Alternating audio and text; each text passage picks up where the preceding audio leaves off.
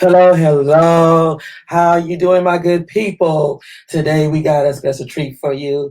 So just stand by as we get ready for our guest, Mr. Leonard Fuller. If you would, please share the video, start a watch party to go ahead and get everything expanded and exposed throughout the online. Now we will start with the announcements. Tish's Homestyle Cooking. If you're looking for that flavorful food, for something straight out of the kitchen, contact Tish at 210-414-7718. She'll have the delivery right on time, hot, delivered right to your front door. Also, as y'all see in the background, I know y'all see that purse. I know y'all want it. I tell you how you can get it. Next month, as you heard me before in the last discussion, we will be having a raffle. Yes, that's a raffle for the tribute of Mr. Ossie Davis. Yeah. Little did I know, I've discovered that he also was not just a poet. I mean, not just an actor, but he was also a poet. So guess what? We got three men going to be up in the studio on my broadcast. Mr. Michael Gray, Mr. Dre Coop, and LaShawn Smith will be in the house to give y'all a little taste of their world. As we did this month with the ladies that did such a beautiful job, and we had such a good time. So just stand by. Now we're going to get ready to bring in our guest. And as I said, Mr. Leonard Fuller, born and raised in San Antonio, Texas, to Mr. Doris Fuller Jr. and Miss Lafayette Fuller, April 20th, 1971. He graduated from Breckenridge High School, attended San Antonio Community College, majoring in psychology, and at St. Philip's, right here in San Antonio, majoring in criminal justice. Wow! Okay, now without further ado, we're going to bring in Mr. Leonard Fuller. Hello, hello. How we doing? Good evening, Miss Spicy. How you doing? I'm doing fabulous. As you see today, I got my natural look on. Just got a little lipstick on. Had a long day running everywhere, so we didn't throw on the wigs today. So and no makeup. So I'm feeling good right now. Real relaxed. How are you? Doing good. Just wanted to know it's a pleasure to be on your show, and you're one of my favorite people. Thank you, thank you. I'm flattered. Good to hear that. Okay, our viewers. Also, after the show, we will be uploading to YouTube on Spicy Grace channel. This here. If you enjoyed this discussion, please go on there, subscribe, and like. So, okay, we're gonna start right with you now. Okay, you worked at San Antonio School District educating children in special education. What was that like? It was kind of good. It's a blessing to let you know how blessed you are, because those kids, some of them can't They can't bathe themselves, can't dress themselves, they can't feed themselves. So every day it lets you know how blessed you are when you have to take care of someone else. Yeah, Right, because right.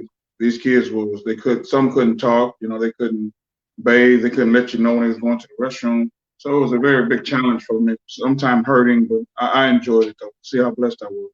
So was this at a school or was it at a home like? No, I worked at Martin Luther King Middle School from '92 to '96 under the supervision of Donald McClure. Okay, okay. You also worked at the VL Metropolitan Trans and the Greyhound Lines. What did you do Yes, there from 1988 to 2001? yes, I drove all over the city. I mean, it wasn't a place I didn't know how to go on that bus, and Wow. I It wasn't enjoyed just that. local. Huh? It wasn't just local. Well, for VIA, it was just local. When I went to Greyhound, I drove all over the South. Oh, okay, okay, okay. Gotcha, gotcha. Okay. Now, you had a tragic episode in your life that had placed you in a position to where you could no longer work. Could you share that with us if you would like? Yes, in 2001, I was in a very bad wreck. I was hit by an 18-wheeler on Harry Wurzbach. Put me in a coma for about 60 days. Wow. Uh, and when I got out, I had to learn how to walk, talk, write, all that over again. I missed September. I don't know nothing about September 11th. I just remember reading about that. That's when the terrible thing happened, September 11th, the tragedy.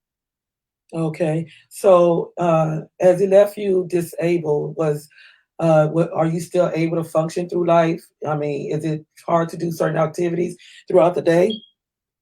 Yeah, I got a rod in my left arm. I can't straighten out my left arm, and I have a rod in my left hip holding my bone together. So I'm kind of the best weatherman you can have because when it Okay, get cold, it hurts.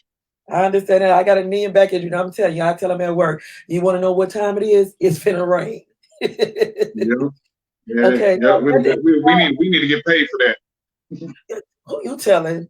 They pay the bills, but they ain't paying nothing else. I'm like, no, I need to be paid because it was y'all fault that I got injured. I was fine before then. Now, Yep. that didn't stop you from having relationships. Now, did it? No, no. Okay. Now, you was married in 2004 and then you was divorced in 2005. Right.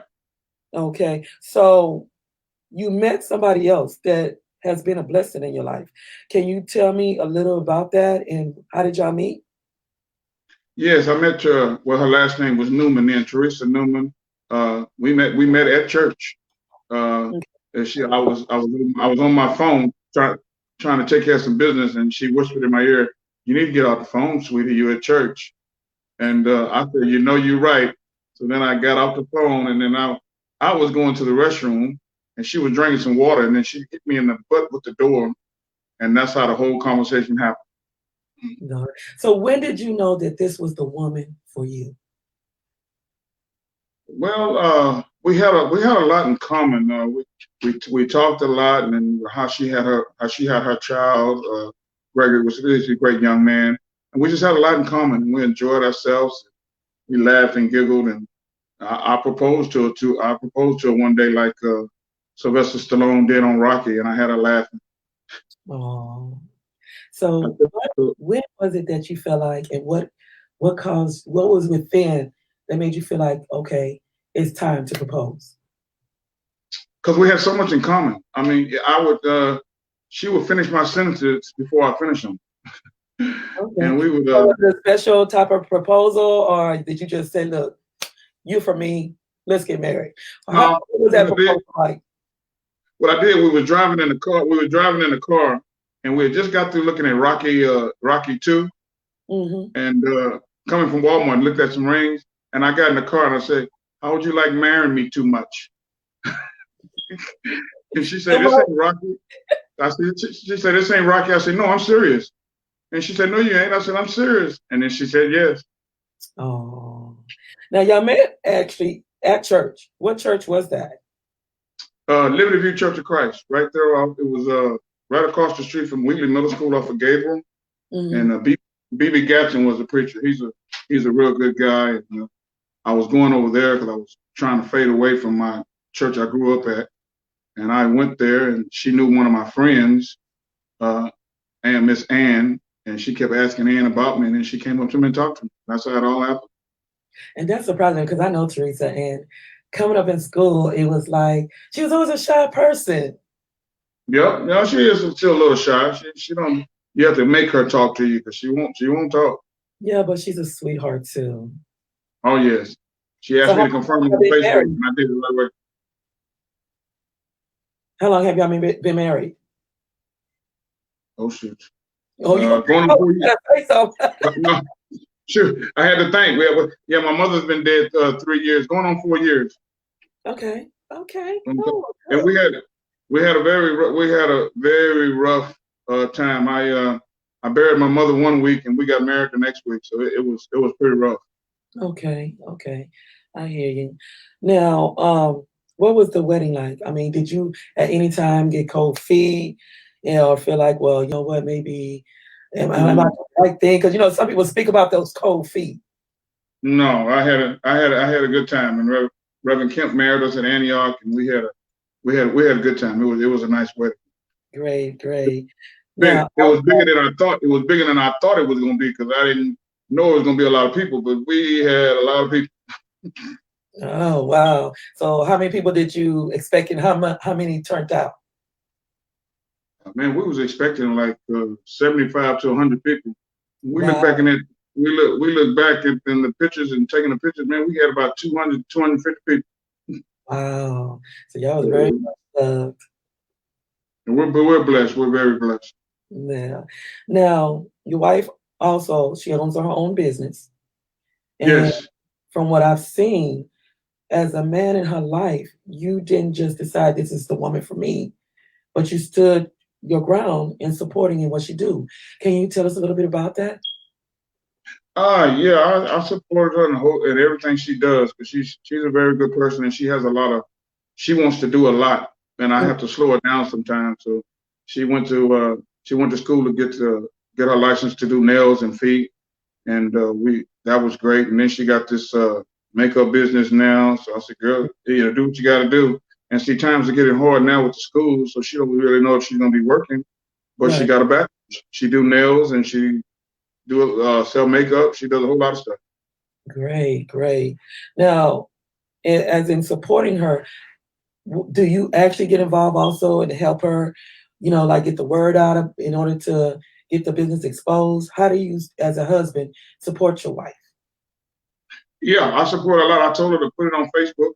Some of my friends told her that she can share it on the page, and she shared it on the page, and that's how she gets business. And my second mom, Miss Swan, has told a Mhm. lot of her people, but she was trying to get us a house at one time. She's still gonna get us one, hopefully. We just gotta wait till the time is right. It's all on God's timing. All on God's timing.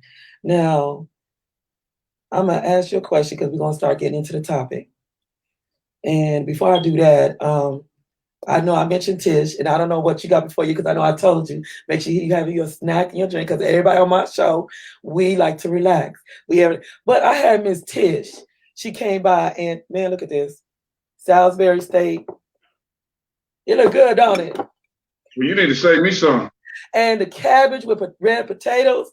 Oh Lord! I know when I cook my cabbage, I always add sausage in it, but she just put the potatoes, and I always put lemon pepper and everything. It's just me. You know what I'm saying?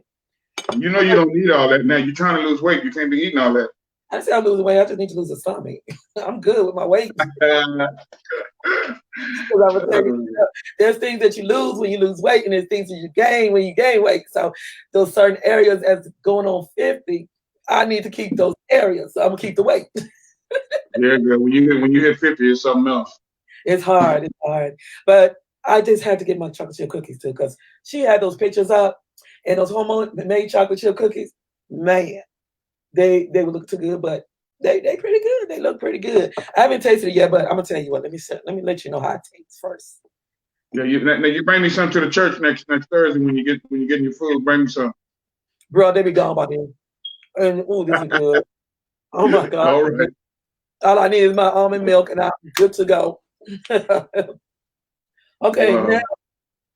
I'm gonna ask you, because we're talking about family, and everybody has that family member, have family members that's kind of off, and you also Yeah, have those that are kind of crooked. I mean, isn't everybody's family? Nobody can act like their family is perfect. Now, I'm gonna yeah. ask you, how was your relationship with your mother as a child? Uh, as a child, my relationship with my mama was very, very, very rough. It's because she didn't like to. Most of the stuff I learned in the streets. You know, my mother was, she was just rough, and she worked a lot, so Mm, it was a very rough experience. okay. So when you I say would rather have two rough, parents. Huh? when you say rough, can you kind of enlighten us on that? Is what do you mean rough? Like, was Well, it you know, partying all I the grew time? up. I grew up fighting boyfriends, and she taking care of boyfriends instead of taking care of me, and just all kind of stuff. Always calling me sorry. She never wish she never had me. You know, our relationship was very, very rough. So, Okay, and I so still try to. as a Huh? child, you were verbally abused and emotionally and mentally. Oh yeah, I was verbally abused, and some of my boyfriends tried to hit me and do all that kind of stuff. And then I finally told her one time, the best thing she did was put me in boxing. And I told her, I said, your boyfriend hit me again, we're gonna have a problem. Okay, So, so and did then it he ever hit. come to that time where you had to end up fighting your mother's boyfriends? And what was going Yep. on at that time? You had to first fight him. He hit me one time, and I hit him back. And then when the police came, she had me put in jail. So then I said, okay, well, the next time this won't happen no more. And so I went on. I think I was a sophomore in high school then, and I stayed with a couple of people from the church, and then I graduated and just went on about my business. We didn't talk for years. Oh wow. So at this point when you was fighting, was he your stepdad or he was just your mother's boyfriend? No, just my mama boyfriend. She only been married one time. No, she wasn't my Okay. dad. So was it at a time where it was just an altercation you and him got into, or was you trying to defend her? No, I was just mad at him because he wanted to tell me what to do and hit on me, and you know he didn't whoop his own kids. His own kids was out in the street doing things, and she just she just always took up for him. And I was like, no, this is crazy. So did you ever And try to sit down and talk to your mom about this and tell her how you feel? yeah, I did. My mother didn't listen to me. She was just it was just it was a rough situation. Like I told her, I said, if you didn't want to have me, you didn't have to have me. But then Right. when she got sick, who was there taking care of her? The sorry MF, the person she wished she never had. Hmm. Uh, you know, that was the person that took care of her. Okay. Okay. So how old was you when this all started? Because we know that your mom was married one time. So Yes, did this yes. relationship between your mother They got go divorced. after the divorce? They got divorced before I was born. So Okay. I didn't know my dad until, oh man, I think I was in I think I was in the sixth grade. I was going to Emerson Middle School, and my coach knew my dad, and a couple other coaches I know knew my dad, were best friends with my dad. But he Okay. followed So me. we're gonna say before we get into that part with the coach and everything, your mother and dad, they your mother divorced your father, right? Or did he Yeah, divorce her? nah, she divorced him. Okay. Did she ever say the reason why she divorced him? Nope, I never knew it. She just always used to tell me I was sorry, just like him. So I don't know Okay. what problem she So had with that. did you have any contact with your father at all? I didn't have no contact with my father until I met him at a middle school football game. Uh, Okay. and it was quite What grade interesting too was he because in? I was in the eighth grade Okay. and I had scored the winning touchdown, and my coach knew him, and that's when I met him. But she tried to keep him away from me, but she couldn't do it because he followed my whole athletic career. Okay. Um, what school were you at when you first got to talk to your dad? I was in Emerson Middle School on Gable Street. Okay. And then from then, when was the next contact you had with him? I saw him at one of our football games, and we had won. And Coach Callahan said, "That's your daddy over there." What's me, my daddy? So I saw my daddy, and I took a picture with him, and I got that picture in here somewhere now with my uniform with my daddy. And he followed me all through the end, but my mama kept making it very hectic to even have a relationship with him. Okay. So you had contact with him because of a football game in middle Mhm. school. Yeah, but he So followed me. okay, so up until middle school, did you know anything about your dad? Was he informed about you I before knew he, I knew he before drove, I knew he, you? I knew he drove buses, and I spent I spent the weekend with him one time when he was living in Universal City, and then after that, my mama done something, and then we wasn't together for a while. We wasn't talking, and she had done something. I don't know what had happened. Okay, okay. So now it's your freshman year, and to my knowledge, you at Sam Houston High School. Hello, Yeah, you there? Okay, I you can't there? hear you. Can you hear me now? I can't hear you. Okay. Make sure you don't have it on mute. Hello. Mhm. Okay, try your volume I can't. again. I can't hear you. Okay, I tell you what, we might Uh-oh. have to go ahead and exit you out Something happened, again. sweetie. I can't hear you. Okay, exit out, and I'm gonna send you a link to come back in. Okay, y'all, just give me just a minute. I'm gonna send him a link again. Until then, I'm gonna play you a little something. Thank y'all for tuning in. I really appreciate y'all. We're just not getting into the topic, so just stand by and we'll have Mr. Fuller back in again. Right now, I'm going to play my favorite song by my favorite girl, Nikita McClure, Her.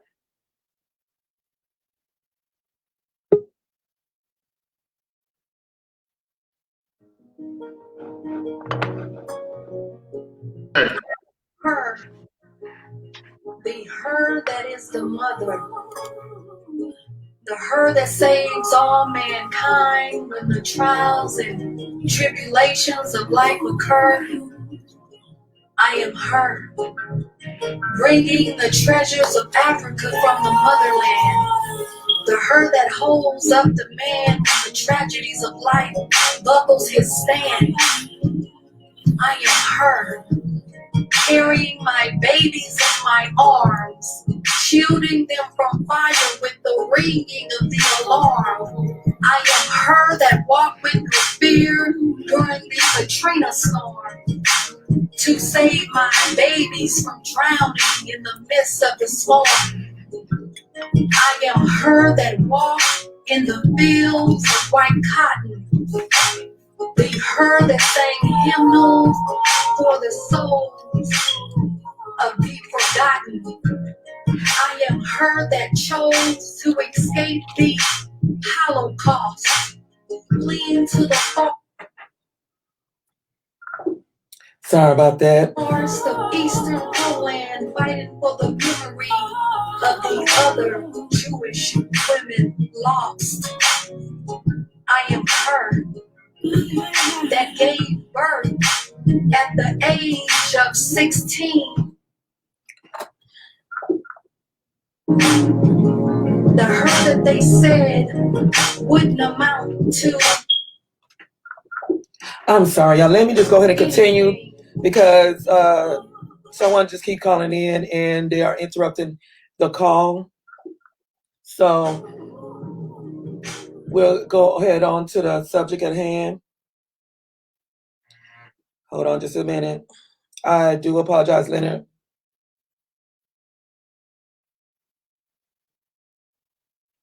Let me see here. Trying to get it back. We will finish that segment there in just a minute. Trying to get this set. I gotta find a way to keep people when I'm on here to keep people from calling in through Messenger because it's hard. Okay, can you hear me now? Can you hear me Yes, now? ma'am. Okay. Hopefully we won't have Yes. that again. So hold up. Trying to send this. Okay. So we was talking about the timeline with your father and everything. And with him, you was explaining to us that your mother had kept you from having a relationship with him. So Yes. up until the childhood, you said you was able to go off with him at one time before. Yeah, one time I spent the summer with him. He was living in Universal City, and Mhm. I got a chance to spend a lot of quality time with him and his. He was married again to his wife then, and we had a good time. It was a very good time, and that happened maybe once or twice, and then my mama put a hold on that. So Okay. then we went Did our she separate ever ways. give you a reason why she stopped you from seeing him? Well, I just found out when I got sick that my mama was the cause of that. She never would let me go see him for some unknown reason. I don't know. So Okay. she would tell me. Now, we're going back to Sam Houston High School. Was you at another football game there? Because it seemed like he was very athletic and very involved in sports. Yeah, he followed at Sam Houston. I was there for a semester because we had to move, and then I had to go to Brackenridge. But he was part of my freshman year at Sam Houston. He came to most of my games, and 'cause I was real good friends with two of his friends, and he was always there. But he never would let me. I would see him leaving, so I knew he was there. But he never did want to come talk to me because my mother was there, of course. But I would always see him, and then he would just ease on out because he didn't want to start any trouble. Okay. Okay. Now we're gonna talk about your mom when it came out to your dad. Um, since this was going on and you saw your dad in splurges, what was she telling you about your dad and the reason why you wasn't able to see him? Well, she always talking about he was at work, he wasn't no good, he didn't do this, he didn't do this. And then when I got older, I found out that was opposite. You know, he wasn't good, he didn't want to have me, he didn't want to be around me. But Mhm. then when in my junior year, I found out totally opposite because I was good friends with two of his good friends that are coaches in the district, and they Mhm. told me a whole different story. Okay. Now, upon a conversation with him, the next time y'all talk about because you could actually question him what was really going on. Am I Right? correct? Okay. Yeah, So when you had a conversation with him, that's when you became cognizant of the truth, exactly. meaning his version of everything versus what she was saying. Right. And he did try to make efforts to have a bond with you. Am I Yeah, correct? he did. Yeah, but my mama kept putting him in jail for silly reasons, and it was just she was just doing things that was just unbelievable. Me as a kid, I'm just thinking, well, you locked him up because he didn't do this, he didn't do this. But it was totally opposite. She was just doing things to be nasty and to get me mad at him, stay mad at him. Okay. Now, during this time, after you find out that the side that your dad told you about, that he Hmm. tried to be there for you, he wanted to be a father with you, he wanted to bond with you and everything, but your mother was actually putting a barricade up between y'all versus Right, leaving things between her and him. She was actually, and I guess you say in my words, using you as a weapon to hurt him. right. But she said I looked just like him. So every time she saw me, she was mad at him. Oh wow. And we Okay, do now kind of and we do kind of look alike though. okay, now even after this confirmation, she continued to leave the barricade in position, right? Between you and your Right, dad. Okay. right. Was she upset when she found out or you informed her that you had talked to him and heard his side of the story? Oh yeah, she was very upset. We had a big fight about that. 'Cause I told her she wasn't gonna stop me from talking to her, and I had his number. And at first, he was kind of hesitant because he thought something was gonna happen. He was gonna get in trouble again, or something. Some lie was gonna come up. But I told him, I said, no, no, no, no. We're gonna have a relationship. You don't have to worry about her. This is me and you. So he would come around and we'll talk and do things.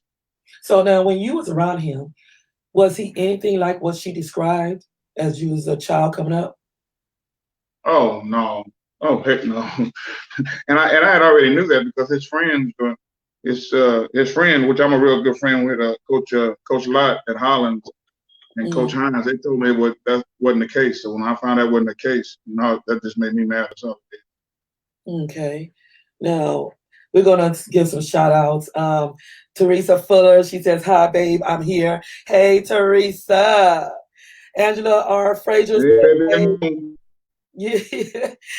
James E. Wallace, thank you for tuning in. Also, we have Miss Lovely Vibes. She gave us a wave. Hi, thank y'all for tuning in to the Unspoken Heart Discussion Hour. We have Mr. Leonard Fuller here with us to share a little story about the dysfunctional family. Now, it wasn't until your senior year in high school that you heard from him again, right? No, it was the end of my junior year because I had got into it with my high school coach, and he Okay. found out about it. He wasn't too Okay. happy How with did that. He you had how found did you out find about it. out? Now that I don't know. I don't know how my daddy found out, but I had got into it with the high school coach, and we had some difficulties, and then I quit, and then I just started running track, and he found out about it. I don't know how he found out, but he knew. Well, Did he the know reason he knew, your because like I said, dad? he followed me all my high school career, my in the sports, so he knew. Now he Okay. didn't see me out there playing. He was like, what's going on? So even though your mom did everything she could to keep the barricade up, and from y'all knowing each other and having a bond, he still found a way to just check on the well-being of his son. Oh yes, yes. If he called or he sent it to one of his coach friends, or yeah, I always knew he was worried and he was checking me out. I always knew. Okay. Now there came a point after this year that y'all had to move residency. Can you and that meant you have to move schools as well, right? Yeah, I had to move. I was out of Sam Houston District, and I had to go to Brackenridge, which I hated, but I had to go because we moved. Okay. And Now, after I was high school student, how did that make you feel, being that you had to leave all the friends that you was in stability with and had established such a bond with? How did that make you well that feel? that didn't bother me because most of my middle school friends that I went to school with, they went to Brackenridge or Highlands. Mm, None of them went to Sam. None of them went to Sam. So when I got to Brack, I saw a whole bunch of people that I went to Emerson with, and a whole bunch of people I went to Bowden with. They was at Brack, so it was like going back home, really. okay, okay. Now, how did you come in contact with him again after My then? dad, After you left Sam Houston and you went to Brackenridge, how did you come in contact with him? oh, I don't know where I was at. I was at a track meet. I think Hmm. we always went to San Marcos and ran during spring break. Okay. And I was in San Marcos, and I said, "The heck is my daddy doing way up here?" But see, he was driving buses, and I think drove Justin Central to San Marcos, all there. Okay, you're chopping up. And huh? Okay, you was chopping up for a minute. Yeah, we were running San Marcos. He was driving buses, and he had drove East Central San Marcos. I was like, "My daddy way up here." Running and stuff. I had been talking, met Coach Elise, and he met Coach Paul, and I didn't run and Okay, come back and he would be home. Leonard, I don't know if it's because the room Yeah, you're in or if you're moving a little bit, but you keep chopping up. It's like keep freezing. okay, hearing now? You still chopping Hello? up. I can hear you, but you're like chopping up. Oh, I don't know what's wrong, sis. Okay, there you go. Okay, say something now. Hello? Okay, there you go. We good. All So right. I don't know what's going Okay. on there. But you said that after the football game, well, no, you said it was a track meet when you met up with him again. Yeah, track meet in San Marcos. We ran at Southwest Texas State. Okay, and And go who ahead. was it that was informing him? Did you ever find out who was informing him your whereabouts and what was going on? Because how did he find out that you was at Breckenridge and you was no longer at Sam Houston? I'm assuming, I coached a lot of times for those, so they knew I was. Okay, y'all, I apologize. I'm trying to see what's going on here. He keeps freezing up, so just bear with us a minute. See if it straightens back up.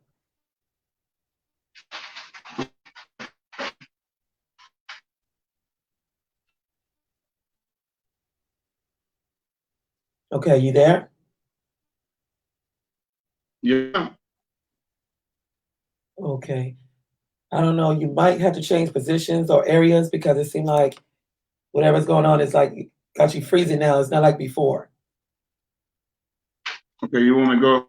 Maybe I'm in the living room because I was sitting at the kitchen table. Maybe I'm in the living room. Okay. Oh, can you hear me now? I can hear So you you. can't see me now, okay? You're kind of Can you dark. see me? I can see you, We'll but stop that. Yep. there There you we go. go. Okay, let's see if that'll help.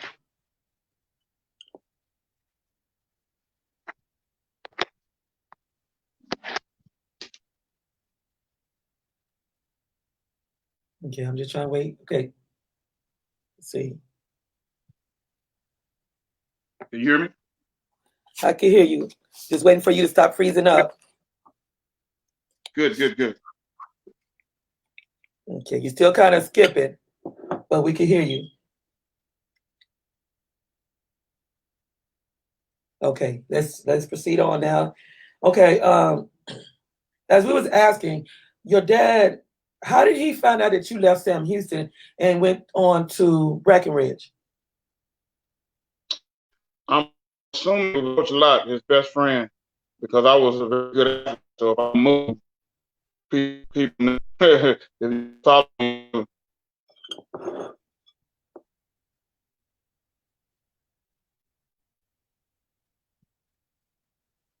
Okay, Hello? your phone connection is doing the same thing again. Yeah, I don't know. Can you hear me now? You're still freezing.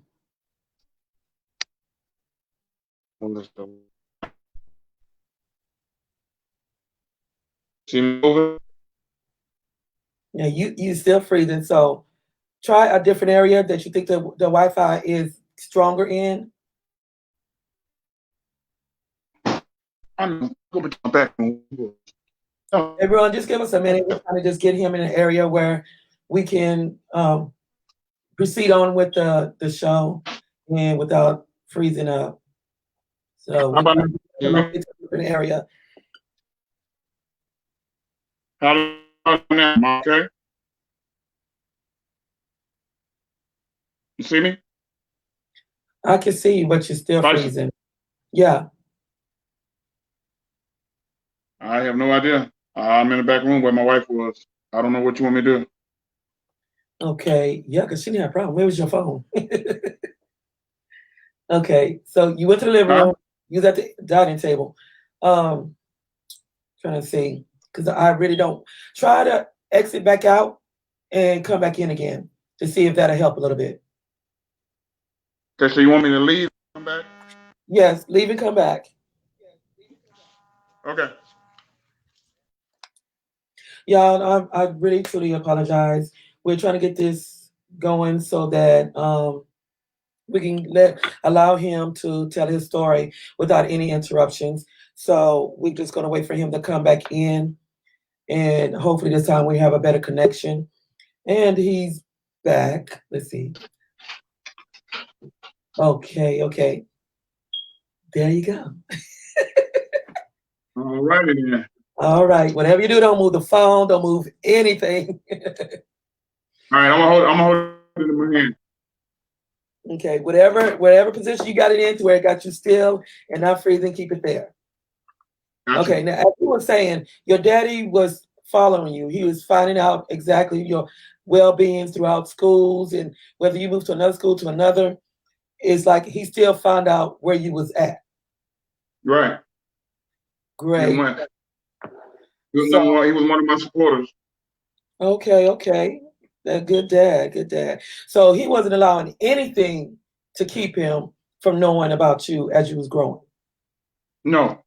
If my mama acted crazy, he was gonna find out. His friends told him where I was, and that's why I'm so thankful for them. they was coaches against me, but they let my daddy know where I was. Okay. Okay.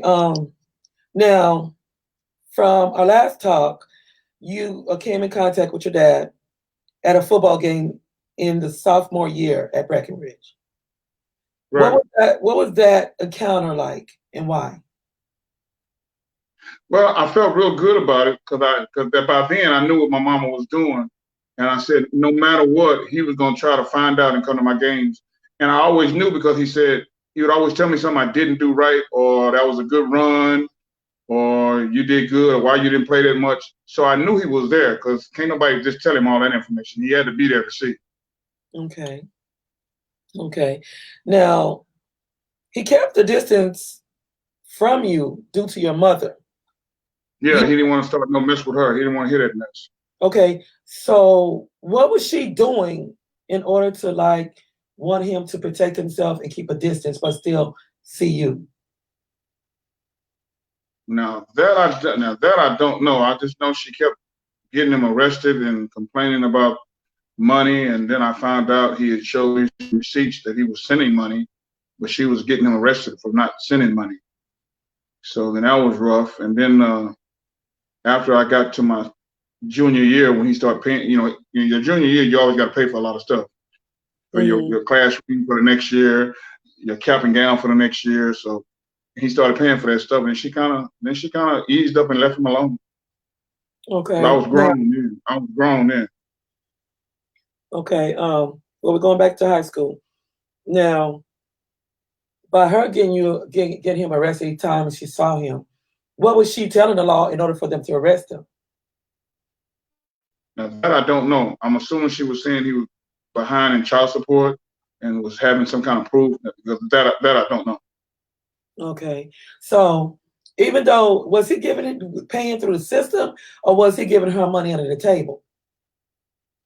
Now I'm assuming he was paying through the system because I remember one time he got out and like I think like I was a junior in high school. I had to pay for my class ring and I had to pay for this stuff. And I wanted to get my cap and gown early, and all that stuff Mhm. was paid for. And Okay. I guess he had took care of it because he didn't want to hear her mouth no more. Okay. Now through the mutual friends, he was able to keep up with you. Um, your communication with one another is in splurges. So how was you dealing with that at that time as a child? Because it is hard on a child when you can't see your parents when you want to, or spend that time with somebody that that loves you, but there's somebody keeping you from that. How was you dealing with that? Did you start acting out in anger? Did you start what was your It was reaction? it was very hard, but it was thank God I was in the church and I had a lot of male role models in the church that kept Okay, me going because it was kind of hard. It was rough. It so was a you tough had somebody to situation. actually talk to. hmm I had a lot of male friends in the church that I could talk to, and they sit down and Mhm. talk to me, and a lot of them was like fathers to me. Oh, are they still involved in your life right now, even though you're grown and married?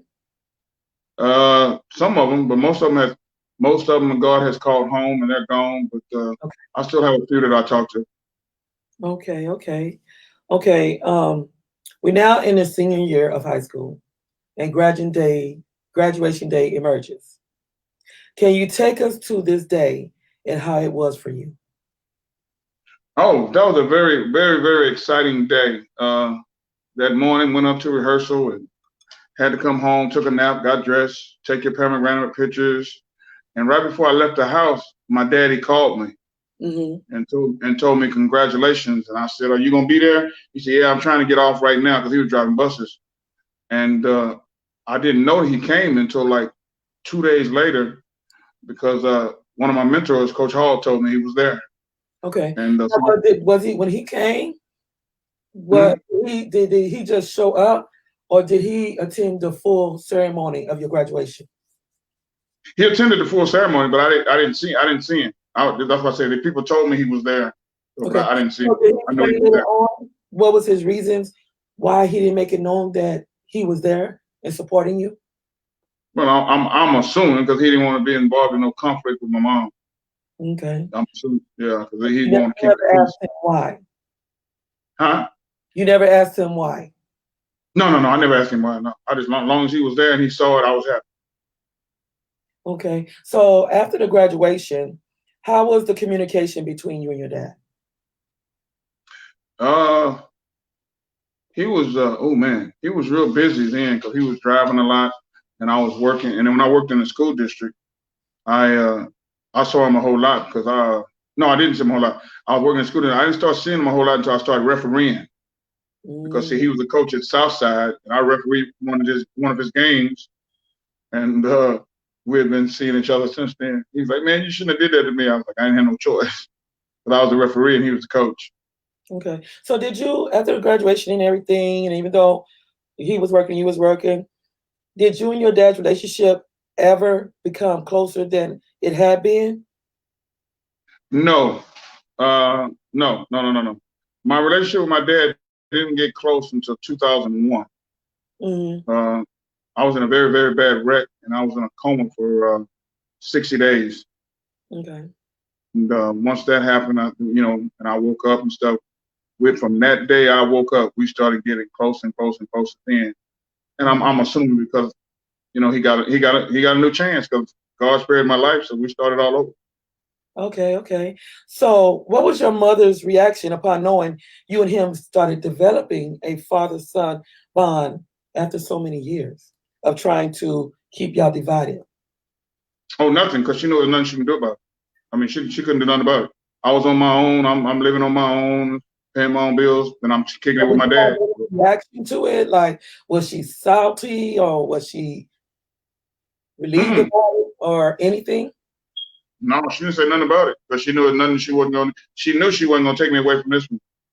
She Okay. didn't do nothing. So what was it like trying to balance a relationship between you and your mom, then between you and your dad? Now that's very difficult because all she used to say was, he's sorry. You ask him for it, he ain't gonna do it. And then she get mad at me. She tell me, "You just like your daddy. You look just like your daddy." Here we go with this. So it was always something. So when I got that relationship with him, she couldn't throw that at me no more. Right. So at this point, being that you got to discover him for yourself on your level as a child, Right. nothing that she said could ever change your mind from that point on. No, he was still. I was glad he was still living, and we needed to get a relationship. And thank God he didn't take him away from him. We were able to get a relationship and have fun. Great, great. Now, after all this, there was something that hit as a downfall in your mother's life. Can you share with us what that was and how did it affect your life? Uh, my mama got real sick in 2014, Mm-hmm. and she had diabetes, congestive heart failure, kidneys was going out, everything was going bad. Okay. And after everything my mama did, I was one there to take care of Wow, wow. her. So My did mother, you at that huh? time, after finding out about your dad and the truth behind everything and him wanting to have the relationship with you and that he did send money to try to provide for you, help her provide for you, did did your feelings change towards your mother being that you found out the Oh yeah, truth? we had a big old falling out. I didn't talk to my mother from 92 to 1996. I had no encounter. I didn't talk to my mom because Okay. finding that out and you keeping my daddy away from me all this time. It was just heartbreaking. And all these guys you dealing with, they coming in thinking they things to me, hitting on me and stuff. It was crazy. Wow, wow. Now, your mother gets sick and things start going down here in her body. When Hmm. your dad was informed of her illness, what was his reaction or response to the news about the one woman that he used to be married to, and he has a child by? Oh, he came by the nursing home twice. He came with me and looked at her and told her hello, and then the next time he came and gave her a hug and kissed her on the forehead, and then he didn't. she gave him one of them looks. So then he didn't come back again. He would just always call me and say, "How your Okay, mama no, doing? How they doing?" she just getting the news because now you're jumping way ahead. No, My she wife is just home. okay. Y'all just getting the news that she been stricken with an illness. Right. What was his response or reaction Uh, to hearing that he, this woman? he, he didn't say nothing. He just said, "Well, I'm at work now. I'll meet you tomorrow at the nursing home. Meet me up there." And he came. Mhm. He came to see her. She looked at him, and then he came to see her again. And she looked at him crazy. He didn't come back no more. Okay. Now in 2014, your mom had to go into the hospital for surgery. Why was she in need of Right. surgery? She needed stents in her heart. Hmm. And when she got the stents in her heart, she lost all mobility. She couldn't walk. She couldn't. She couldn't write. She couldn't do nothing. So Mm, they told me they had to put her in a nursing home. okay. So I started searching and looking for nursing homes. Okay. Huh? It should in real fast because everything we interview, you jumping right through it. So we're going to slow it Uh, down just a little bit so we can keep up with the timeline so everybody can follow exactly what's going on. Now, Got the surgery didn't turn out successfully, as you stated. What went wrong, and what was the prognosis of her health from there? she got to know heart. And after that, she lost all mobility. Of walking, had a lot of fluid on her arms, fluid on her ankles. Okay, you started They chop. the nursing home. Huh? There you go. You was beginning to chop up again. And they recommended a nursing home. So I had to check the nursing home, see where I wanted to go. Okay. So did the doctors say that she would get better? Did they say things would get worse? Or did they say there was no hope?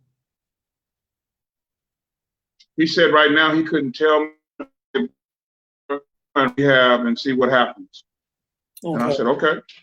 Now, upon this here, your dad already first was stricken with the news that she had illness fall upon her.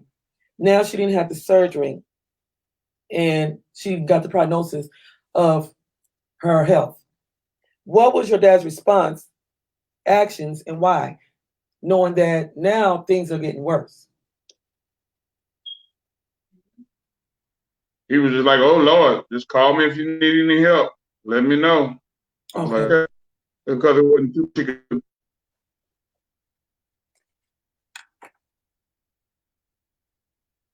Okay, you there? Yes, ma'am. Okay, there we go. Now, after all this, um, there was something that you found out, and it was a bit of information that you had become aware of and felt the need of sharing with your mother. Could you tell us what that information was? Well, yeah, my aunt was telling her that I was taking all of her money. So then I go to the bank and find out that she's taking all my mama's money. And she took it out and moved somewhere. And the bank gave me a sheet showing me where she did it at. And then when And I told my mama that, she did hit they the say roof. it was specifically her doing it? Yes, because her signature's all on everything. Okay, okay.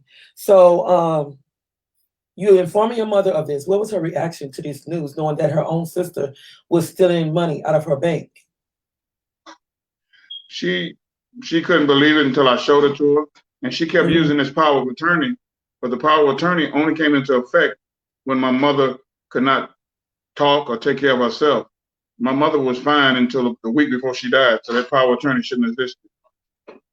Okay. Now you said there was a power of attorney drawn. This power of Right. attorney was drawn before she became uh not of sound mind. Yes. Okay, so she was in sound mind when the power of attorney came. Yes. Okay, and that power of attorney, did it have an expiration date on it? Okay. No. It just the only thing it said and it stimulated this power of attorney goes into effect when Lafayette Fuller is no longer coherent and can't think or do for herself.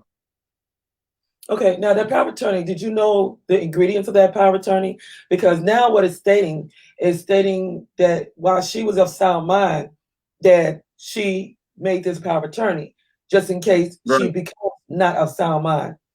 So right. what did this power of attorney include?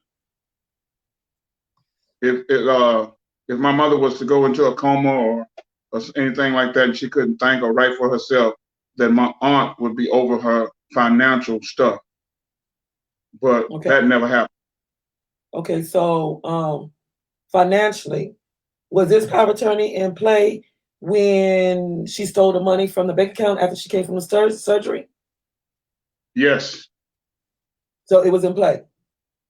No, it wasn't in play because my mom was okay. Okay. She just So had surgery. She was okay. She was just going so to you had rehab no right to to get that better. money out while she was of sound mind. Right. Okay. Now was there any charges filed from her taking this money out behind her back while she still was of sound mind? Yes, I got a police detective on the east side, this lady, and she had I don't know what she did, but she had talked to her, and then my aunt had called me talking about I'll get you a car if you drop the charges, because the lady told me I had charges, but she had this tape recorder of me cussing, but I was cussing my aunt out. I wasn't cussing my mama out, but she was telling people I was cussing my mama out. So that made stuff a little iffy, wishy. But then my aunt calls me and tells me because she knew she was in trouble. Well, if you drop the charges, I'll get you a car. I was like, okay, but I never So she dropped the was charges. taking bribery. Yeah, she was trying, and she was trying to yeah, so she was trying to bribe me, but it didn't work. And I'm taking Okay. care of my mama, walking to the nursing home in the rain and all kinds of, when it's cold because I didn't have no car. Okay. Now, it's a month after your mother's surgery. There was a decision you had to make with her living situation. What was that, and why did you have to make result to this when it came down to your mom? Well, because they told her she had lost all mobility. She Hmm. couldn't, she wasn't able to walk. She was basically like I was in 2001. She couldn't walk, she couldn't write, she could barely, pick up a spoon to eat. So I looked into some nursing homes and I said, they wanted her to go to the nursing home on Delaware Wright Road. And I said, oh, no, no, no, no, no. So I looked into some nursing homes and he sent me to Paramount. And I liked the way it looked and the nurses and stuff and Hmm. smell. Put her in there. Okay. And it was Was oh, and it was close to my apartment, so I could walk to it if I had to. I mean, it was like 2 blocks from my apartment back then. okay. So was this a decision of your own that you had to make in order to seek what's better best for your mother, or was there somebody that recommended this? Well, the doctor recommended it to me, and a guy came to the hospital and told me. So I'm the one that made the decision to put in there because I was the legal contact of my mother if something happened. Okay, so to my understanding, being that you handling everything and you making decisions, you are the only child That's it. Yep, I'm the only one.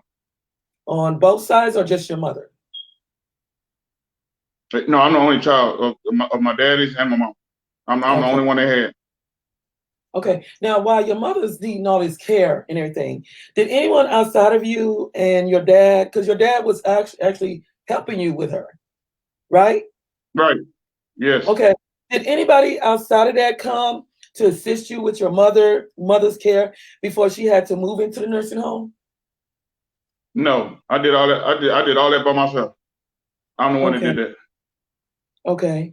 Now, your mother ended up, our condolences and everything.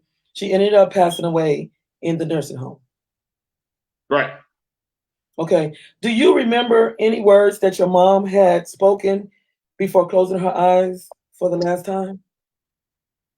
Yeah, this particular day, Friday night, early Saturday morning, I couldn't sleep. So I Hmm. told my fiance then, Teresa, I said, I'm gonna go to the nursing home. My mama told me she can't sleep. I'm going to the nursing home. So I get in a car and I'm driving to the nursing home and I have a fire truck, an EMS, and a policeman in front of me. So I don't think of that. They got their lights on, they driving fast. I'm not even thinking. And I'm following them. So they pull up in the nursing home. Mm-hmm. I pull up in the nursing home. So I'm still not thinking. I'm like, I'm going to see my mom. Right. So, and they walk down the floor, I'm walking. I'm thinking nothing. But when they slowed down, when I slowed down, I was like, uh-oh. So they went into my mother's room, and my mother did not want this. She was saying she could be. So Okay, I got there, and I held my huh? You chop it up again. Hello? Yeah. Can you hear me? My mother, yeah, I can hear you now. Okay. She could breathe. She couldn't breathe. So I got into the room and held her, and they went and got her some medicine. And while they went and got the medicine, she was sitting there apologizing to me for the way she raised me. Oh, wow. And then when they put us in, she died in my arms. Oh, wow. So did she say anything as she was fading away?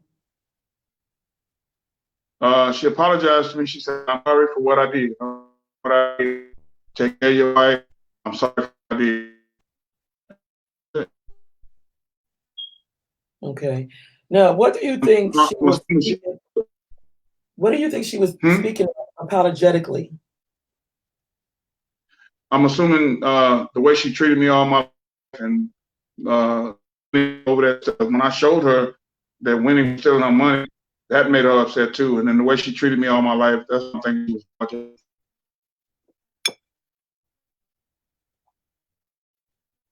Okay, you didn't froze. Oh, I'm right here. See me? I can hear you, but you're frozen.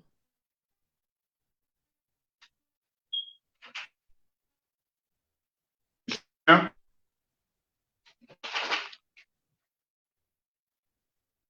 Okay, say something now to see. You got me, Spicy? I got you. Okay, good. Okay. What was that last day of your mother's life like for you?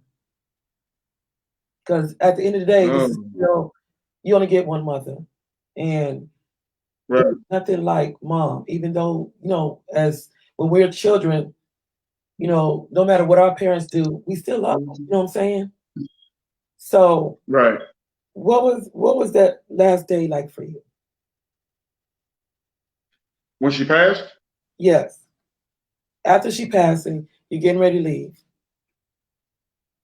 It didn't really hit me till Sunday morning when I was at church. Okay. I was like, it just happened. The singer was singing all my favorite songs and all her favorite songs. And then that's when I broke down in church. Wow. Hi, Teresa. I think my wife is waving I think she's waving at you. Yes, so beautiful. Okay. Yeah, she loved Teresa too. Now, your mother left you a financial inheritance. Okay. Right. What arrangement did she have set up for you to receive? In order to receive she didn't have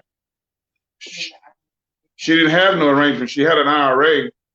And what I should have done was when I put my name on the account, I should have took the money out and put it in another account because her pitiful sister went and got an IRA specialist and paid her money out of my money to give me a certain amount of money a month after she stole $36,000.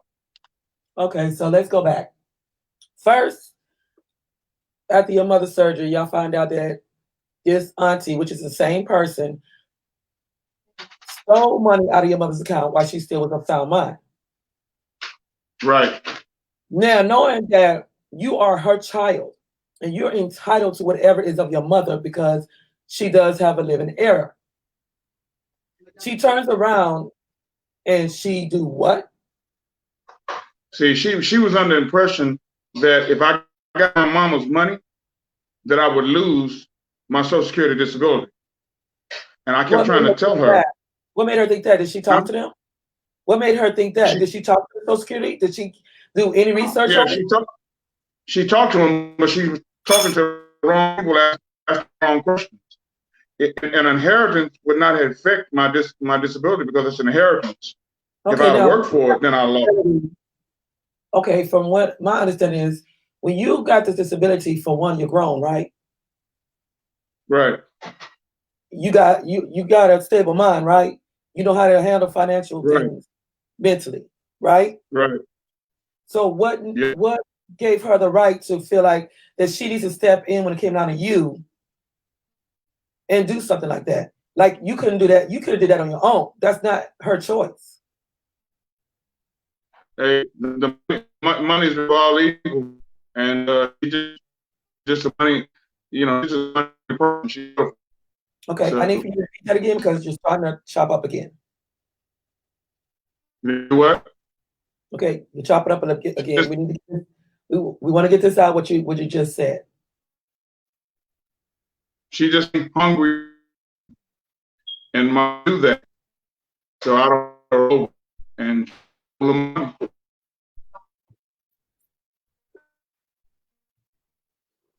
Okay, one stand by. We're gonna get the full story from Mr. Leonard Fuller. He's just freezing up a little bit. We're gonna give him time to straighten out. Okay, can you hear me? I can hear you. Okay. Okay. Just a man, and my mother knew that, and I don't know why she did what she did, but it is what it was. Okay. Oh wow, we just lost him. Okay, everybody, we're gonna take a minute, and I do apologize for the way the show is going. We're gonna take a minute for him to get that in order. We're gonna give him a break, and we're gonna take a little interlude, and I'm gonna go ahead and play what we left off of with her by Nikita McClure.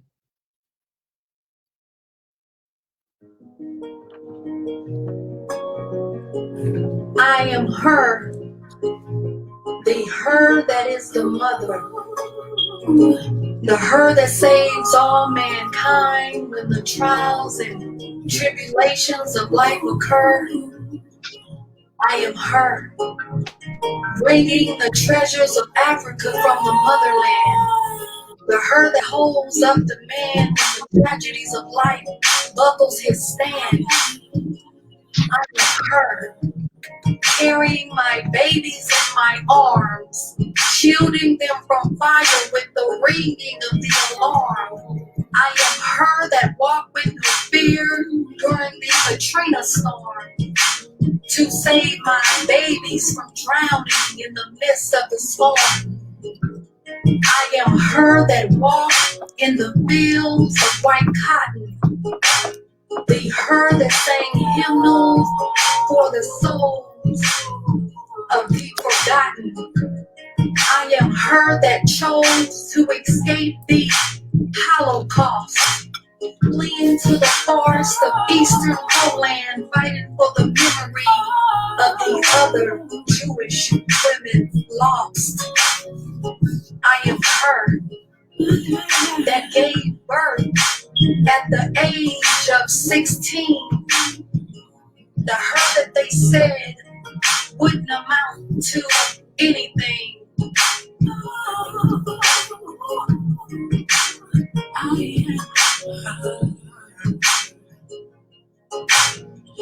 When you're looking at me, it's a reflection of her. How can you judge when you don't know her? And no one could take the place of her. I am her.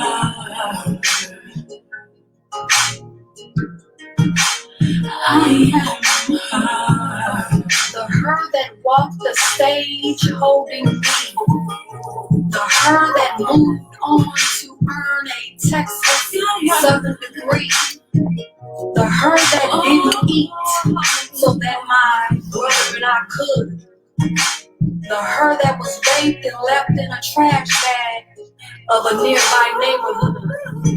My mother, who chose to pray away pain to recover. My beautiful black hero that embraces me when I feel hurt and lonely. I am her that lives in a house of no defeat. The her that isn't afraid to speak.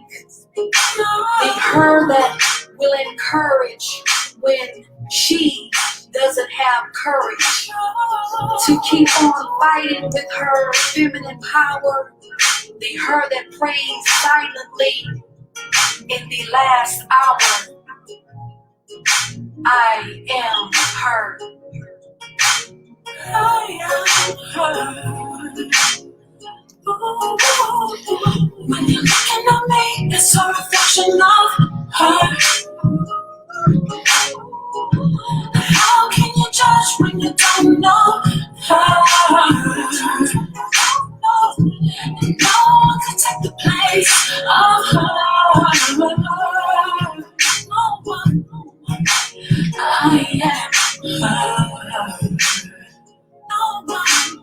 I am her. I am the cancer survivor. The her that they said would die in the night. The her that walked on when the doctors doubted she might. I am her. And that Street Legend presents La Femme Nikita. Poetically Yours is the CD. That one was called Her. I hope y'all really enjoying it, the show.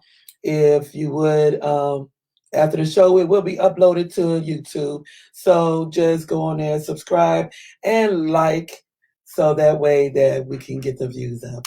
Thank y'all so much. We have Mr. Leonard Fuller here to share his story. And let me see, I'm trying to unmute his mic. Okay, there we go. You there, Leonard? Yes, ma'am. Okay. Now, as we left off before the interlude, I was asking you, what was your feelings of this? Because one, you're a grown man, and capable of handling business and money of your own. There's nothing wrong with your mind.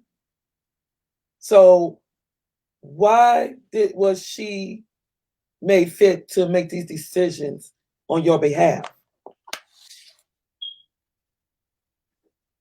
That I have no idea. And I think that's what my mama was apologizing at the end, because she had already found out that her sister was stealing all her money. And I said, well, I just had to accept that apology with her, because there's nothing we can do about it now.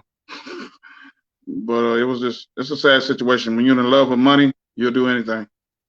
Okay. So my thing is that when the day that we speak of the day, there was a day that you and your wife was there visiting the nursing home before the month passed. And your aunt was there? Yeah, she only came once a month. Okay. Yeah, so this time she was there while y'all was there. And there was something that went on that shouldn't have happened. Could you share with us? Yeah, I had shared with my mother that she had stole. My mother already knew she stole the $18,000. And then she knows she stole the other $18,000 my mama had and split it with her brother. See, my mother knew that. And then she had told the nursing home that she didn't want them back up there no more. But my aunt was blaming me for that. I said, no, my mama know what you done. Okay. Being as she know what she's done, there was something she did behind your back as well when you and your wife left. Oh, she had my mother sign these insurance papers that she would get the money, and she wanted to split it with her daughter. Okay, so in other words, taking your inheritance for herself and dividing with her own daughter.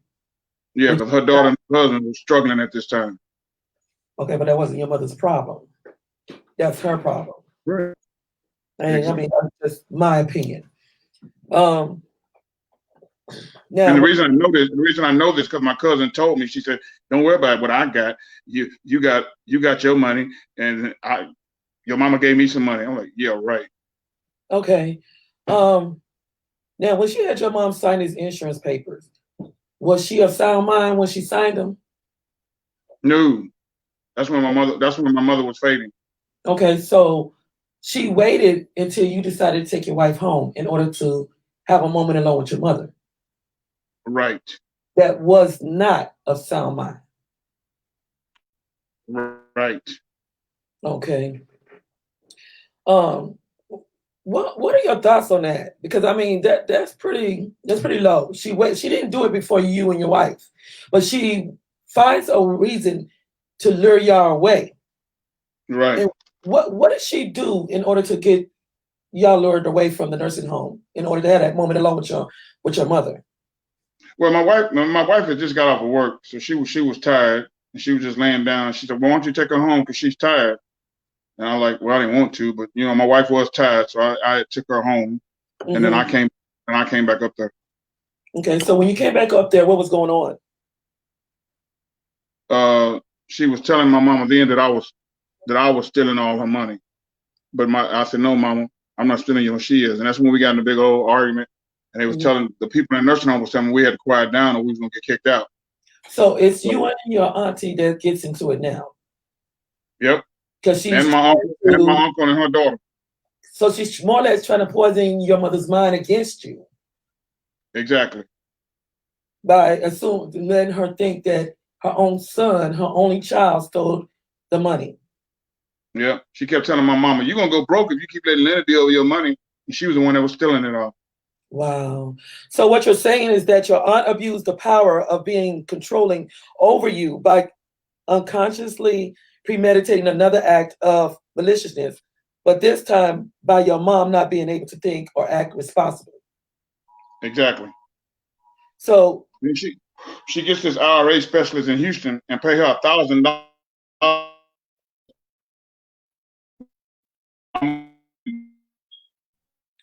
okay, we probably got to pause with him right now because I don't know if y'all phone's doing the same. Alert just went out. I think it's a child that's missing. So we're gonna give him a minute to let the alert pass through so that he can My finish. money that's supposed to go to me. Okay, are you ready? You there, Leonard?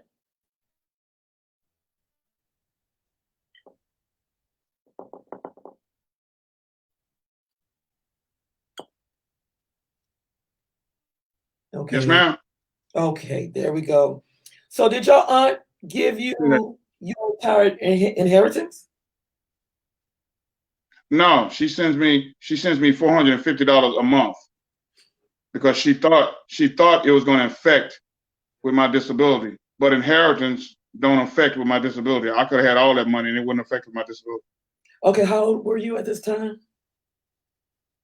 Oh Lord, shoot, I'm 50 now. I think. I was 40, 48. Well, yeah, 48. My mother 3 years. Yeah, 48. So at this time, she felt like she had to be in a place of choosing herself to distribute you your own money. Exactly. Okay. Mm, mighty weird. Okay, how did the family respond to you when you attempted to get your inheritance back? Because you did try to retrieve your inheritance on your own. Yeah, they all turned against me. All of them turned against me. So it's So just me and what my was wife. it you were trying to say? She's talking about she's executive of the state. She can do what she want to do. And then my uncle got the money, talking about I can't get it back because he got somebody to sell a house. And my cousin talking about, well, I got it now, and nothing you can do about it. I'm like, oh, okay. Wow. Okay, I'm gonna throw my opinion in here for right now because that has me feeling some type of way. Because for one, okay, your aunt that had her own children. She's a Mm-hmm. she has her own life. You're not her child. And Exactly. anybody in the right mind that's mentally stable would not do something like that. That's pure evil to me because one, being that you're the only child, you're owed that inheritance because that's your mother. Now, if you didn't exist, then then I can see it. But see, for her Right. to think that she have every right to take what lawfully is yours, because your mother only had one child. That is your mother. And should nobody have control of a grown man. Yep. If anything, she needs to worry about what she has left for her own children, to take care of her own children, and find means to get herself out of her situation besides theft. Like I Okay, say, the Bible tells you the money is the root of all evil. So when you're a money hungry person, you'll do anything. it's not the money, it's the person. Exactly. And me, that's selfishness. That's a person without a conscience. And that's just pure evil to me, for you to do somebody like that, knowing that, okay, I worked all these years for my children, and that's the way I got things set up. I worked all these years for my children. I've always said, I'm here at the post office for my children, not for nobody else, not for my sister, not for anybody, not for no man or anything. These are for my children.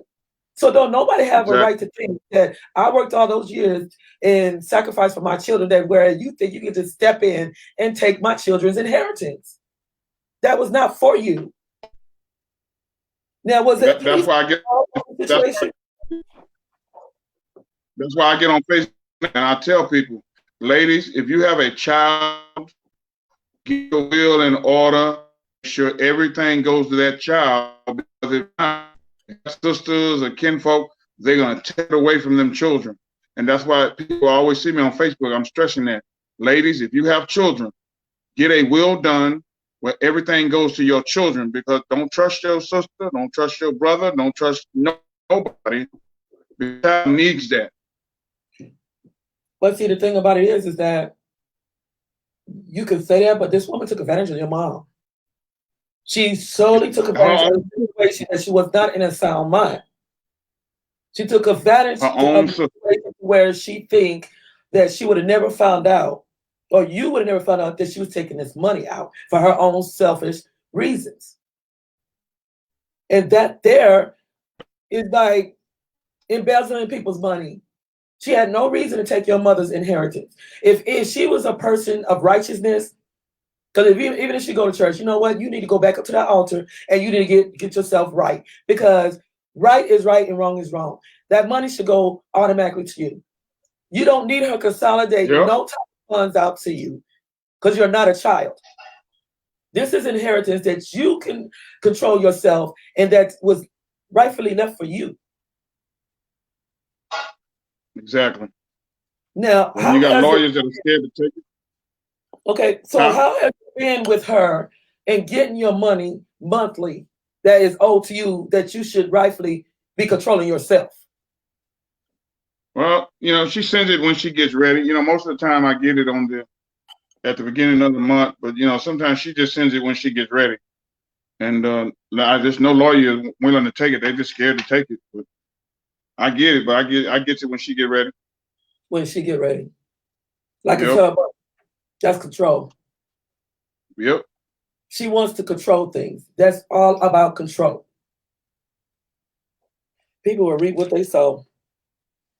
Okay, so you're exactly right. Did you ever drop those charges? Nope, I never did. I made her think I did, but then I just can't get a lawyer to take it. They're just too scared to take it. Okay, being that she couldn't get an attorney to take it, because my understanding is there's still that power of attorney still in play. Did you ever seek for legal assistance at all? Yeah, I've been trying to get in contact with legal aid, but they with this COVID, they don't want to take it either. So I'm just, as long as she's sending it to me, I don't kind of bother her. But she know that we don't talk. I don't talk to none of them. You don't bother her. As long as you send me, and I just told her, as long as you send me my money, you don't have to worry about me. You don't send me my money, then you got problems. My thing is that how she's controlling the time she sends it. Yep. Knowing that you're disabled. I don't care if you are getting a disability. You're disabled. You have a family. What right does she have to withhold your money and release it whenever she feel like it, when you have a livelihood? Yeah, and she just wants me. What me and my wife have figured out, she wants me to beg her, and say I don't beg nobody for nothing. She just messing with our life, and we both have got to the point where, as long as she send the money, we won't mess with her. If you get too out of hand and send it too late, then we'll start giving her problems. But I don't talk to her. I don't talk to my uncle. Matter of fact, I don't talk to nobody in my family because everybody took her side. So it's just me and my wife. Okay, so have you had any retaliation from anybody else in the family because of what's going on between you and your auntie? Oh yeah, I got my so-called cousin that threatened me on Facebook, talking about Threat- he was gonna hit. Huh? Threaten you? Yeah, he talking about when he see me, he was gonna hit me in my mouth. I shouldn't be putting this stuff on Facebook. You know, I'll put what I want to put on my page. And I don't understand. Do he think he been knowing me all my life? Do he think I'm just gonna let him hit me and he ain't gonna get hit back? But Or I don't know what his problem is. what his problem is that he needs to mind his business because it has nothing Yeah, to do with him. It's not him and his his cousin, mother. It him and wasn't his sister got in my business. it wasn't his mother. It's not his inheritance. So it's not Right, his business. exactly. Hold up, I take it to your train. I'm waiting on him to see me. So if he think he just gonna hit me and I'm gonna say, okay, massa, hit me again, he got a very bad awakening. Because I made a police report. So if he hit me, it's gonna be a bad situation. So my thing is, what is his personal issue being that this is your inheritance? He has nothing to do with it. He was trying to tell me don't put my personal business on Facebook. I said, well, I'll put what I want to put on my page. If you don't like it, get off. True. You don't tell me what to put on my page. It's not his post. It's not his page. Not his post. If you don't like it, delete me. You don't have to read it. And the other thing Plain is simple. that what he needs to recognize is that you've grown. You're not Yep. his child. And then making those threats to me, that don't make no sense. Talking about when he see me, he gonna hit me in my mouth. I said, well, I'm waiting for that day to come because I don't think that ain't gonna never happen. Because if he do that, he's gonna be in trouble. So did you contact the law enforcement pertaining to these threats? Oh yeah, I called the policeman, let them see the threats, and they said, okay, we got it. Before you do anything, if it happens, let him hit you, and you're totally right. Whatever happens. Okay. We're gonna take a minute. We have Mr. Random Guy Time. Thank you for tuning in. Thank you for tuning in, Janet Bell, my cousin. Hey, Jesse Givens. Thank you for tuning in. I appreciate y'all. We are here with Leonard Fuller, who is sharing the story. I'm pretty sure this here is probably somebody else out there that's probably going through the same thing, and it needs to be told. A lot of things in family, sometimes people wanted to stay hush hush, but some things got to be aired because my thing is, it's just like my story. If you would have kept your laundry clean, you wouldn't have to worry about it being aired. So it is what it is. But in all this, he's threatening you and you made a police report. So what is the police report? Roughly, what is he reporting about the situation? Is he putting it under terroristic threat? What is he putting it under? Well, with this COVID-19 going on, I couldn't go get it. But when he left my house, he said, no, sir, this is a terroristical threat. This is a threat. He is threatening to do bodily harm to you. And what the law say is, you're a big guy, let him hit you, and whatever happens, happens. Because this is going to be considered as a terroristical threat. I said, okay, officer, thank you very much. The good thing that you did was you called the police. Yep. Some people don't even call the police, not realizing it's not stating that you're scared of anybody. You got to have a paper trail. And if you have a paper trail, screenshot any threat that somebody put on there. That way, if things do turn out for the worst, you're protected. And see, that's what I've been telling people. That's what I told my Uncle Floyd. I said, hey man, I'm not calling the police because I'm scared. I'm calling the police to cover myself. Because if he hit me, it's going to be a very bad situation. So I'm not scared of him. I'm just covering myself if he hit me. Yeah, you got to protect yourself. Yeah, exactly. Yes, I hear you. Now, when was that he made that threat to you?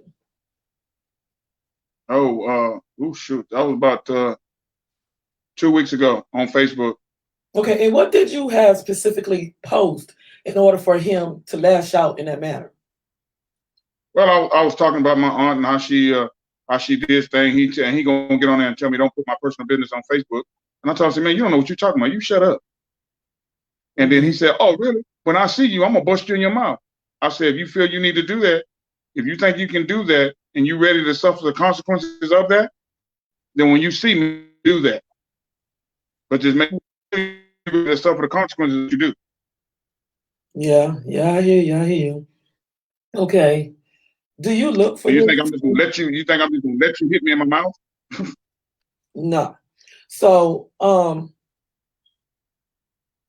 of this, do you look for this situation to ever be resolved when it comes down to your auntie, or would you have to wait until death? Oh no, I'm just gonna. I just can't. I'm so happy, child. I was talking to my wife the other day. I can't wait till all this money is gone. I can't wait till the car is paid off and all the money is gone, and I don't have to deal with them no more because we don't talk. We never gonna talk. My uncle, her, or my cousin, we're done. I just be Yeah. glad when everything's done, paid Yeah. off, money's gone, then it won't be no problem. Okay. What are you looking out of this fight for your money at the end of the day? Uh, Really nothing. Long as she sends it on time, it's no big deal. But Okay. what hurts me is she gonna tell me that they just tolerate me. They don't. I'm not family. They just tolerate me. How you gonna tell Okay. somebody that? Wow. Well, sometimes you got to cut family off and just surround yourself with people that truly are for you and good nutrition. I know Teresa personally, and you have such a sweet nutrition in her, and she supports her husband. And I can't hear you, sweetie. I can't hear you. can you hear me? Spicy, I can't hear you. Okay, can you hear me now? Barely. Okay, check your volume. Mine's up. Okay, try one more time. Cause we almost towards the end. We just gotta hang in there till it's the end.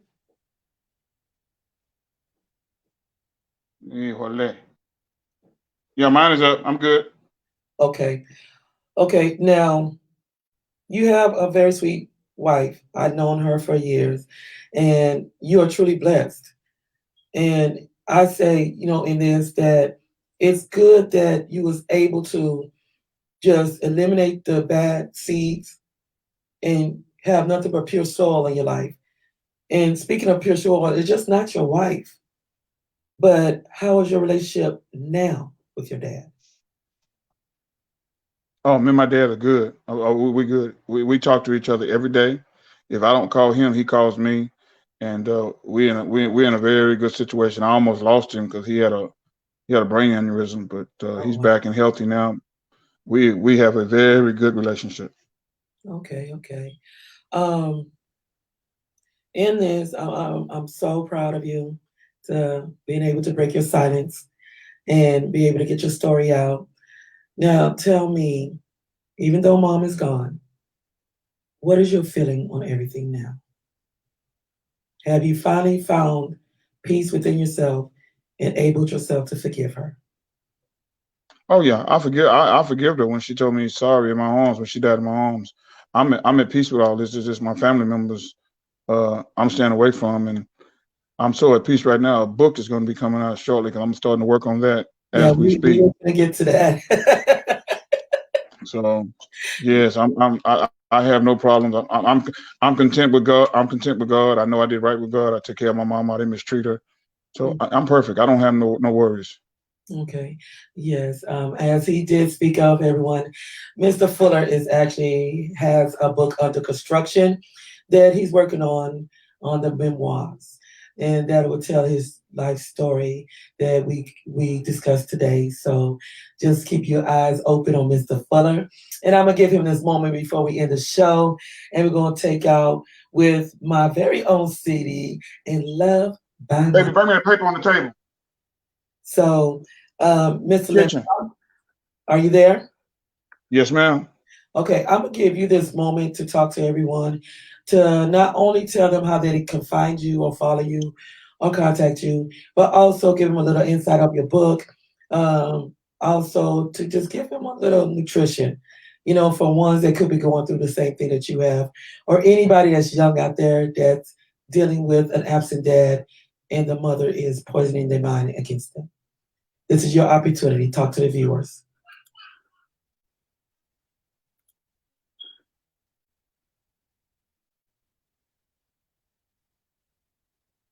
Are you there?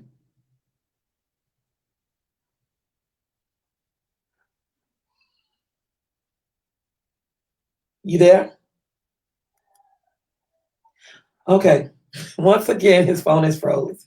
Um, y'all can follow Leonard Bernard Fuller on his page, as you see his name on there now. Y'all can follow him there. He will be having a book that he's under construction with, and I wish him the best on that. I really truly thank y'all for tuning in. As y'all see going across the screen right now, we have actually, as you see, our next guest is Mr. Kyle the Poet, as he stands in representation as God's spoken servant. He will be on our discussion hour next week, and I am so excited. He's a very powerful man. He has a very deep, soothing melody that he roars out real loud that y'all be able to hear a piece of it next week. Now, I'm gonna give you information before we actually end the show. As y'all see with the purse again, as I said before, this is the raffle for next month. We will be having a tribute to Ossie Davis, and all you have to do is to cash app $ the Unspoken Heart. And the raffle is $20. $20 to enter into the raffle to win this beautiful purse. The deadline, it will be, I think it's the 17th of next month. So I truly wish y'all the best of luck. Mr. Fuller came in, so let me see. We do have a moment with him in order for him to share something. Mr. Fuller? Yes, ma'am. Okay, I'm gonna give you this moment before we actually end the show to for you to actually share with everyone on how they could follow you, how they could contact you, a little bit on the book that's under construction, but also give a word of the wise from your own experience to others as a child that could have experienced what you experienced and not having a relationship with a father, but also, as you spoke before, on forgiveness. Everyone, this is Mr. Leonard Bernard Fuller. Ladies and gentlemen, if your father's not in your life, try to get your father in your life as soon as possible. Especially my young men, because you will need your father in your life. It's a thing that us men need. If it wasn't for the church and my mentors, no telling where I would be. And I want to thank Spicy for this time. It really let me let some stuff off. And the book is coming. We'll be start writing on that pretty soon. If anybody would like to talk to me, you can look me up on my Facebook page. I'm willing to talk to you about anything, answer any questions. Just look me up and say something to me or call me. I'm free, a good Christian man, and what we discuss will stay with us. I love all my viewers. I love everybody. I love my sister, Spicy Gray. And only what you do for Christ will last. Thank you, thank you, thank you. We really enjoyed you. I just wish we didn't have the little freeze up, but that's okay. That's okay. We still got the word out. But I when really you spread the truth, that happens. That was the devil. That was the devil. When you spread the truth, that happens. Yes, we rebuked that. But I really, truly thank you for contacting me, wanting to share your story here. And I look forward in the future to have you back on without any freeze moments. We got to work on that book. We got to work on my book, girl. Yes, and we will bring you back once you become from a writer to a published author. I really am proud of you. Thank you so much, Leonard Bernard. Thank you all for tuning in. And this is Spicy Gray. We are going to lead you out with my very own CD from the Unspoken Heart, available on all platforms. I will notify y'all upon receiving the hard copy, which will be soon. Thank y'all so much. Much love. See you next week. Gently lay your hands on my chest. Thought perception hinders peaceful rest. Looking in mirror is reflection of pain. Tears falling like the showering rain. My mind questions, why give him my heart? To once again be torn all apart? Past scars has scorned my inward glow. Hopes of happiness towards wind do blow. For once, I able myself to open up. Acceptance of his comfort and filling my cup. Pulling me close, making feeling of safe embraces. Gazing into his eyes, I see no empty spaces. He leaves without warning, like a thief into the night, contemplating of his true worth towards the fight. Betrayed like the seasoning, placed on a shelf, eyes open, realizing I was in love all by myself.